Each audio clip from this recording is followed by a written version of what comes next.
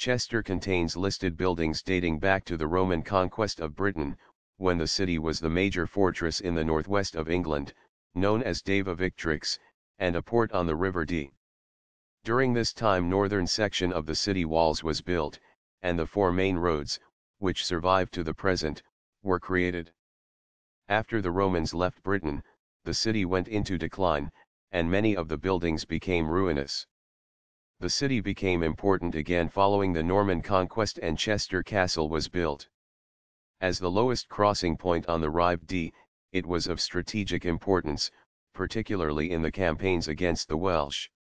During this time it was also a market town, and there was much domestic building, including the creation of the Chester Rows, where there are two levels of pedestrian walkway, one at street level, and one at a higher level under cover.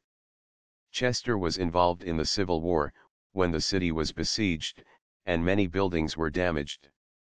Initially the new buildings were timber-framed and later they were in local sandstone or brick, and sections of the rows were enclosed and incorporated into some of the buildings.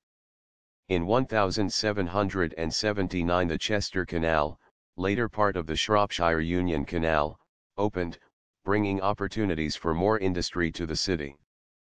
In the middle of the century there was a reaction against the Georgian and neoclassical style of architecture, and Chester was at the forefront of the Black and White Revival, reintroducing timber-framed buildings into the city.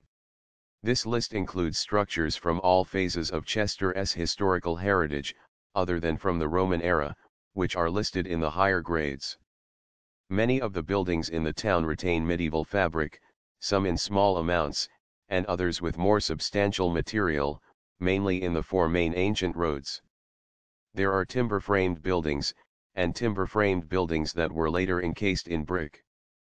A large number of Georgian houses have survived, particularly in King Street and Castle Street, as well in the main roads.